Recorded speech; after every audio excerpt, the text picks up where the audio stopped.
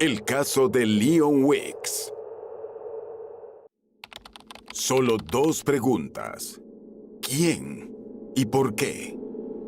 Sin lugar a dudas, estas eran las interrogantes que gravitaban no solo en las mentes de los investigadores, sino también en las de los familiares y de todos los que habían conocido a Leon. Nadie podía encontrar un motivo. No se sabía que la simpática jovencita tuviera algún enemigo.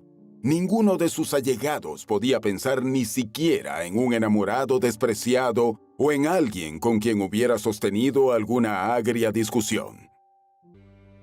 Esta declaración, ofrecida por el oficial investigador superior de la policía de Yorkshire Sur, Martin Tate, fue la primera información que obtuvo la prensa sobre un espantoso hecho ocurrido en la localidad. Sin lugar a dudas, este es uno de esos casos en los que la palabra incomprensible resonó en la mente tanto de los directamente afectados en el hecho como de las autoridades y del público que siguió de cerca el desarrollo. Acompáñennos hasta el final para conocer lo sucedido y saquen sus propias conclusiones. Este caso tuvo lugar en el condado de Yorkshire Sur, uno de los 47 que conforman la división político-administrativa de Inglaterra. Ahí vivía una jovencita llamada Leon Weeks, quien nació el 2 de noviembre del año 2000 y no llegó sola a este mundo, ya que con ella venía su gemelo, al que llamaron Levi. Con este breve panorama, nos situamos en el final de la tarde del domingo 15 de enero del año 2017, cuando Leon le informó a su familia que saldría a encontrarse con un amigo. El chico en cuestión se llamaba Shea Peter Healy. Tenía 18 años, también vivía en la zona y según lo que se decía en ese momento, ya se había graduado de secundaria. Shea y Leon se habían conocido hacía más de un año a través de amigos en común. De hecho, la noche del viernes 13 de enero habían coincidido en una fiesta y acordaron verse el domingo. Cuando la familia Weeks despertó el lunes 16, lo primero que resultó evidente era que la jovencita no había regresado. De inmediato trataron de comunicarse con ella, pero fue inútil, por lo que comenzaron a llamar a sus amigos más cercanos para ver si alguno tenía información. Paula, la madre, y Levi, el hermano gemelo de Leon, incluso apelaron a las redes sociales en busca de la joven. Pero pasaba el tiempo y no había ninguna información, por lo que poco antes del mediodía, Paula llamó a la policía para reportar la desaparición de su hija, brindando su descripción y cómo había salido vestida de su casa la noche anterior para encontrarse con un amigo. Las autoridades comenzaron a organizarse enseguida para iniciar la búsqueda y no tardaron mucho tiempo en relacionar el reporte de persona desaparecida con una llamada que recibieron aproximadamente al mismo tiempo que la denuncia. A las 10:55 de esa misma mañana, la central de emergencias 999 atendió el reporte de un ciudadano que decía haber encontrado un cuerpo sin vida en un callejón apartado. Según los detalles que dio, parecía tratarse de una jovencita a la que trataron de ocultar debajo de un sofá volcado que había sido desechado en el sitio. Lamentablemente, la descripción de la vestimenta y otros detalles encajaban con la dada por la madre de Leon al reportar la desaparición. Tras recibir el primer informe, de inmediato las autoridades acudieron al lugar y efectivamente, tal y como había dicho el ciudadano en la comunicación con emergencias, debajo de un viejo sofá, en el fondo de un callejón apartado, se encontraba el cuerpo sin vida de una chica que, a simple vista, presentaba varias heridas de arma blanca.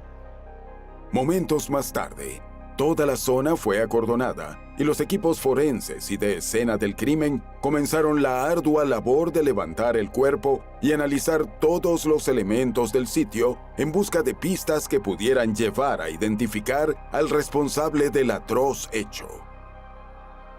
Es posible deducir que las autoridades no tardaron mucho en conectar la llamada de la madre de Leon reportando su desaparición con la terrible imagen que tenían ante sus ojos. La familia, además de desolada, estaba desconcertada. No podían imaginar a nadie que quisiera hacerle daño a Leon, y mucho menos que existiera algún motivo para poner fin a su corta vida de una manera tan espantosa.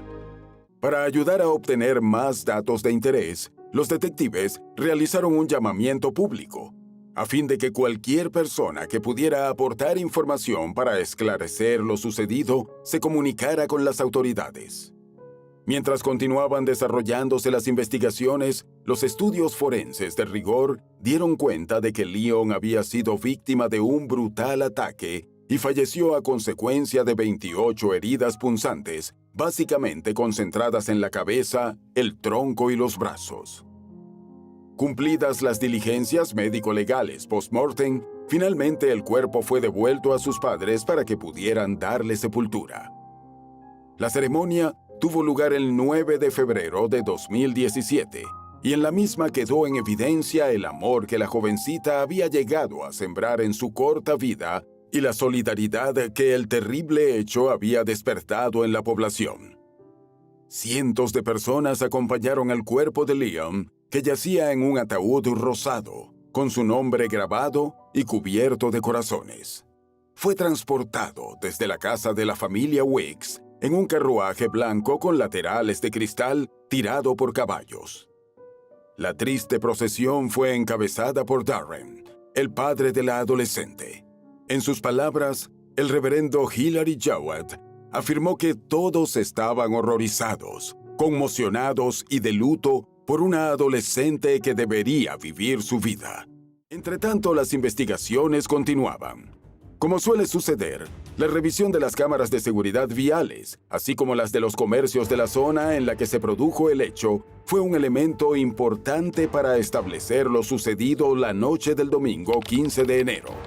La única persona que podría tener respuestas posiblemente era Shay, pues la víctima había salido de su casa para reunirse con él, según la declaración de uno de los amigos de Shay. Después de que fue descubierto el cuerpo, el joven lo llamó para decirle que él había visto a Leon a las 7 de la noche del día anterior y se confirmó que esa misma noche del domingo, a las 8:30, le mandó un mensaje a la chica preguntándole dónde estaba. El día del funeral de Leon, Shay tuvo un comportamiento ciertamente impropio, riéndose y bromeando de una manera insensible y ofensiva. En horas de la noche, la policía de Yorkshire Sur detuvo a Shay y comenzó a interrogarlo como posible responsable del hecho. En imágenes de los videos de seguridad, se veía a Shay ingresando a una tienda de conveniencia llamada Best One poco antes de las 6:30 de la noche de los hechos, vestido con unos pantalones rojos y una camiseta oscura de una reconocida marca deportiva con la capucha puesta. Dentro del local, el joven compró un paquete de caramelos ácidos. Tras pagar en la caja, Shay salió del establecimiento y comenzó a caminar por una vía que conducía al sitio donde luego fue hallado el cuerpo de la chica. También en la revisión de uno de estos dispositivos de vigilancia, se pudo ver a Leon pasando por el frente de la misma tienda con rumbo al lugar en el que poco después le sería arrancada la vida.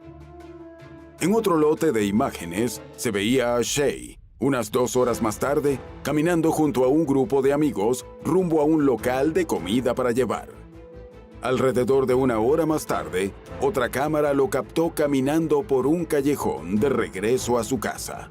Shay se puso en contacto con un muchacho de su entorno cercano para contarle que habían tratado de atacarlo con un cuchillo. Una historia similar les contó a los chicos con los que se reunió esa noche en un apartamento. Relataron que apenas llegó, de inmediato pidió permiso para lavarse las manos. Esa misma noche, Shay llevó a sus amigos al callejón en el cual afirmó que él había sido atacado. Para los investigadores, esta posiblemente fue una manera de justificar tanto el estado en el que se encontraban sus ropas, como también la presencia de algunos arañazos visibles en su piel. Además, con esta versión, creaba una coartada ante la posibilidad de que alguien lo hubiese visto en el sitio, pues podría alegar que había ido ahí con otros chicos e incluso tendría testigos. Con base en esas evidencias que no habían sido detalladas al público, fue presentado y acusado como autor del crimen ante los tribunales de Sheffield. Eso ocurrió el 21 de enero, y a partir de ese momento quedó en prisión preventiva. Una vez que los detectives siguieron avanzando en las averiguaciones, encontraron nuevos indicios que apuntaban a Shea como culpable del crimen. En el análisis realizado a su teléfono móvil, se descubrió que había estado investigando sobre crímenes y diferentes métodos para no dejar pruebas que fueran útiles para los forenses. También buscó cómo arruinar o destruir las evidencias. Adicionalmente, quedó claro que Shea sentía una especial atracción hacia las armas de hojas filosas y se descubrió que frecuentemente cargaba alguna con él. Cabe destacar que el arma usada en el ataque nunca fue encontrada, por lo que los investigadores supusieron que, tras la arremetida, se llevó el arma y se deshizo de ella en algún lugar que no logró ser determinado. Otro hecho por demás importante que se conoció en el curso de las indagaciones fue que 6 meses antes de los hechos, el propio Shea llamó al 999 de emergencias pidiendo ayuda. Esa vez, afirmó que estaba en posesión de un arma blanca conocida como machete, que padecía problemas de salud mental y tenía ganas de quitarle la vida a la siguiente persona que viera. Funcionarios policiales fueron enviados al sitio, que resultó estar a las afueras de un pub, donde encontraron al joven sentado dentro de un auto. Tras unas breves palabras, Shea condujo a los efectivos al sitio donde había escondido el filoso instrumento y les dijo a los policías que había estado escuchando voces que le decían que cometiera un ataque fatal contra alguien, pero él no quería hacerlo. En esa oportunidad, los oficiales de policía recogieron al joven y lo llevaron al Servicio Comunitario de Salud Mental para Adultos que funcionaba en el Hospital General de Rotherham, donde notificaron a sus padres y lo mantuvieron medicado y evaluado a lo largo de varios días. Los especialistas que examinaron a Shea no encontraron elementos para diagnosticar que padeciera de una enfermedad mental, aunque advirtieron que mostraba características personales que eran motivo de extrema preocupación relacionadas con la agresión. De cualquier manera, le recetaron una medicación e informaron a sus padres que era muy importante que se siguiera un control de la salud mental del joven. Las autoridades tuvieron suficientes indicios de que el joven había estado involucrado en el atroz hecho. Tal y como estaba previsto, el juicio contra Shea Peter Healy se inició a finales de enero de 2018 en el Tribunal de Magistrados de Sheffield. Al inicio de la sesión, mientras los funcionarios de seguridad lo conducían al banquillo de los acusados, las emociones se desbordaron en la tribuna del público y 2 personas fueron sacadas de la sala. En su participación, el fiscal del caso, Tim Roberts, además de hacer un recuento de las informaciones que ya les hemos relatado, detalló otros elementos que fueron descubiertos en las pesquisas. Se conoció que mientras se encontraba en ese centro, en una entrevista con un trabajador social, el joven aseguró que podía escuchar los gritos de Leon mientras la tomaba por el cuello y la hería repetidas veces. También afirmó que escuchó voces que le decían que le quitara la vida y añadió que tenía demonios dentro de él. A los médicos les dijo que le gustaba haber acabado con la existencia de la chica, y como para no dejar lugar a dudas, Shea afirmó que deshacerse de personas simplemente era algo que él hacía por gusto. De acuerdo con los testimonios de quienes lo atendieron en el centro de salud mental, el acusado también señaló que iría a la cárcel o al hospital, pero probablemente a la cárcel, pues si eso era lo que se necesitaba para ponerle fin a sus andanzas criminales, era ahí donde tenía que ir. El representante de la fiscalía contó que, mientras estaba en custodia, le había dicho a una enfermera que desde temprana edad sabía que terminaría liquidando a alguien y que no sentía nada. Luego, aclaró que no sentía nada negativo, ni remordimiento, sino más bien algo de satisfacción. En las entrevistas con el personal de salud mental, el acusado dijo que se sentía animado cuando pensaba en ultimar a otras personas y que, con frecuencia, pasaba por su mente la idea de golpear las cabezas de la gente con martillos. Un detalle escalofriante fue cuando se reveló a los presentes en la audiencia que al imputado le producía un subidón causar dolor a los animales, pero afirmó que acabar con la existencia de una persona era un hito en su vida que quería alcanzar. El fiscal dijo al tribunal que el acusado había elegido deliberadamente el lugar donde llevó a cabo el ataque, ya que estaba apartado y desde el principio él tenía la intención de hacerle daño a Leon. Eso dejaba claro que el hecho había sido premeditado y no producto de un impulso del momento. Por si fuera poco, el joven había confesado ser el responsable de otras 6 muertes, aunque tanto la fiscalía como las autoridades policiales pensaban que se trataba de fantasías, ya que uno de los crímenes que se atribuía había sucedido antes de que él naciera. Se puso de manifiesto en la audiencia la frialdad con la que era capaz de proceder el sujeto. Ejemplo de ello fue que inmediatamente después de conocerse el fallecimiento de Leon, se abrió un muro en una red social donde sus amigos manifestaban su pesar y el acusado escribió 2 veces las siglas RIP, abreviatura que significa Descansa en paz. También se reveló que no solo regresó a la escena del crimen con sus amigos poco después del hecho, sino que estuvo presente entre el público que se reunió en los alrededores luego de que el cuerpo fuera descubierto. Pero las sorpresas en este caso no habían terminado.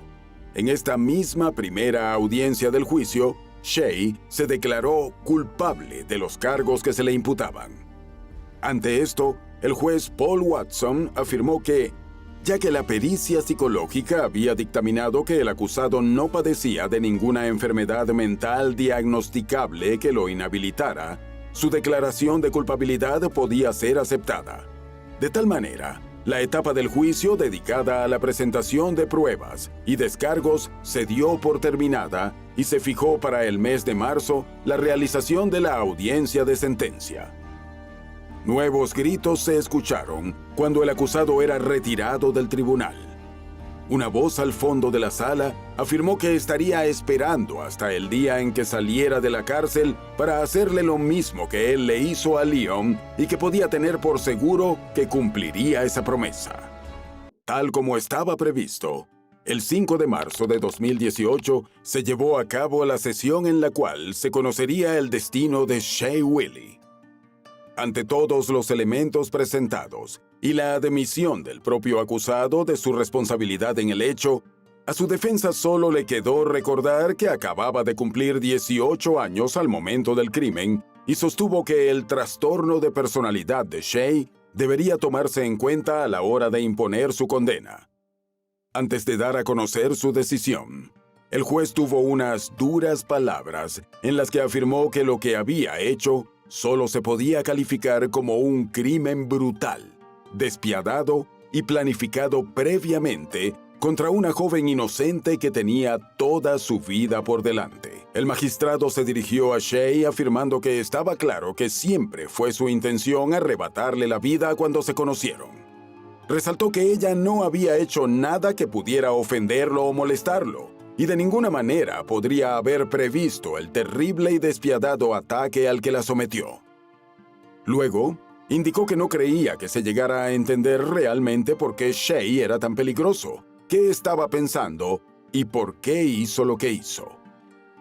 El juez se refirió a Leon como una joven encantadora, alegre, divertida y cariñosa, cuya familia, como resultado de lo que Shay hizo, perdió una hija, una nieta y una hermana.